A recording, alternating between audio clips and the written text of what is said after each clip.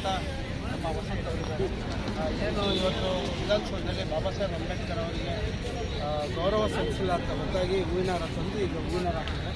ಅದ್ರ ಬಗ್ಗೆ ಹೇಳ್ತಾರೆ. ಎಲ್ಲರಿಗೂ ಮೊದಲಾಗಿ ನಮಸ್ಕಾರ ಹೇಳಕ್ಕೆ ಇಷ್ಟಪಡ್ತೇನೆ. ಏನು ಇವತ್ತು ದೇಶಾದ್ಯಂತ ಏನು ಸ್ವತಂತ್ರ ದಿನಾಚರಣೆ ಏನು ಅಷ್ಟು ವಿಜೃಂಭಣೆ ಮಾಡ್ತಾ ಇದ್ದಾರೆ, ಅದರಲ್ಲೂ ಕೂಡ ಈ ಸ್ವತಂತ್ರ ದಿನಾಚರಣೆಗೂ ಮತ್ತು ಬಾಬಾ ಸಾಹೇಬ್ ಅಂಬೇಡ್ಕರ್ ತುಂಬ ಒಂದು ಕನೆಕ್ಟಿವಿಟಿ ಇದೆ.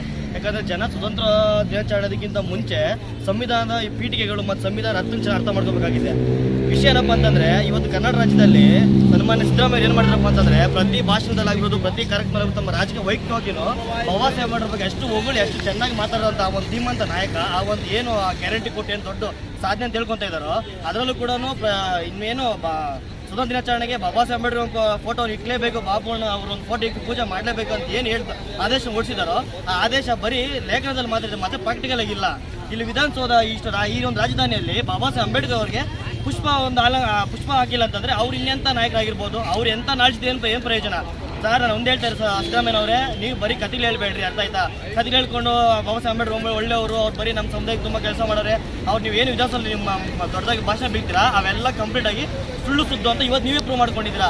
ನಿಮ್ಮ ಯೋಗ್ಯತೆಗೆ, ನಿಮ್ಮ ಸರ್ಕಾರಕ್ಕೆ ನಿಮ್ಮ ಒಂದು ಯೋಗ್ಯತೆಗೆ ಒಂದು ಚಿಕ್ಕ ಉಂಗುರ ತಂದ್ಬಿಟ್ಟು ಬಾಬಾ ಸಾಹೇಬ್ ಸಲ್ಲಿಸಕ್ಕಾಗಿಲ್ಲ ಅಂತಂದರೆ ನಿಮ್ದು ಎಂಥ ಸರ್ಕಾರ ಆಗಿರ್ಬೋದು, ನಿಮ್ದು ಎಂಥ ಒಂದು ರಾಜಕೀಯ ಆಡಳಿತ ಆಗಿರ್ಬೋದು, ಕಂಪ್ಲೀಟ್ ಆಗಿ ಇದು ತುಂಬ ತಪ್ಪು ಮಾಡಿದ್ದೀರಾ. ದಯವಿಟ್ಟು ಈ ತಪ್ಪನ್ನು ನೆಕ್ಸ್ಟ್ ಬಾಬಾ ಸಾಹೇಬ್ ಅಂಬೇಡ್ಕರ್ ಜಯಂತಿಗೆ ಆಗಿರ್ಬೋದು ಸೊ ದಯವಿಟ್ಟು ಮಾಡಕ್ಕೆ ಹೋಗ್ಬೇಡ್ರಿ. ಇದರ ಮಾಡಿದ್ರೆ ಮಾತ್ರ ಇದು ಪರಿಣಾಮ ಬೇರೆ ಅಂತ ಹೇಳ್ತಾ ನನ್ನ ಮಾತ್ರ ಮುಗಿಸ್ತಾ ಇದ್ದೀನಿ. ಜೈ ಭೀಮ್.